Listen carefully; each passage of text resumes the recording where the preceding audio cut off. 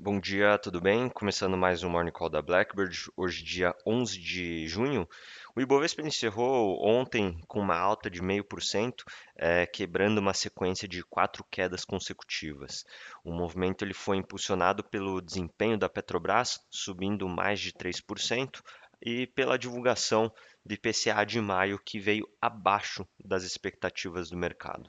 O dado contribuiu para o fechamento da curva de juros, enquanto o mercado continua relativamente dividido entre uma elevação de 25 bips na Selic ou a manutenção da taxa atual na próxima reunião do Copom.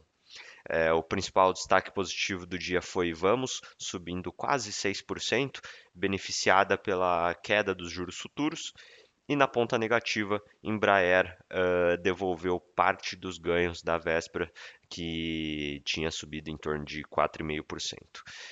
A ação acumula uma queda de 6,8% desde o pico mais recente, em 19 de maio. Falando sobre o pregão de hoje, o destaque da agenda econômica será a divulgação do CPI de maio nos Estados Unidos. Falando sobre a questão dos mercados globais, nesta quarta-feira os futuros nos Estados Unidos eles operam em queda em torno de 0,1, 0,2%, após Washington e Pequim chegarem a um consenso preliminar sobre um novo arcabouço para as negociações comerciais. O avanço nas tratativas reduz incertezas, mas os investidores eles seguem atentos à divulgação do CPI de maio. Na Europa, as bolsas elas operam estáveis, próximo da estabilidade, em meio ao alívio parcial no setor de defesa. Também, após fortes quedas no pregão anterior, né, algumas empresas, né, por exemplo, de defesa e aeronaves, sobem em torno de 0,4%. E falando sobre a China, os mercados eles fecharam em alta, em torno de 0,8%, após representantes dos Estados Unidos e da China confirmarem um acordo preliminar para aprofundar a agenda comercial bilateral. A notícia trouxe alívio aos investidores asiáticos, também apoiados por sinais de continuidade nas negociações. Falando sobre FIX, o índice de fundos imobiliários fechou a terça-feira em queda de 0,25%, refletindo a expectativa de uma tributação de 5% sobre os rendimentos dos fundos imobiliários, que pode ser incluída na medida provisória a ser enviada pelo governo ao Congresso para compensar ajustes no IOF. Falando sobre economia, autoridades dos Estados Unidos e na China anunciaram que chegaram a um desenho para um possível, né, acordo comercial após 2 dias de negociações, com foco nas restrições à exportação de terras raras e chips.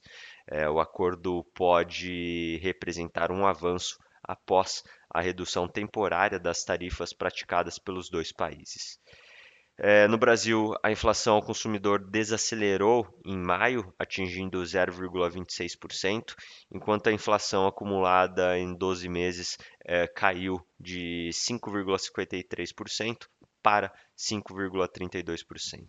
O destaque foram os bens industrializados, que ficaram praticamente estáveis, refletindo a valorização do real. Por outro lado, os serviços continuam a pressionar, apesar da leve moderação recente. A projeção para o IPCA de 2025 se mantém em 5,5%. Falando sobre a agenda do dia, como já comentado, né, o destaque para a divulgação do CPI nos Estados Unidos, com expectativa de alta do indicador cheio de 0,2% ante o mês anterior, e o de 0,3% para o núcleo da inflação, levando a inflação anualizada a atingir 2,5% no indicador cheio e 2,9% para o núcleo da inflação.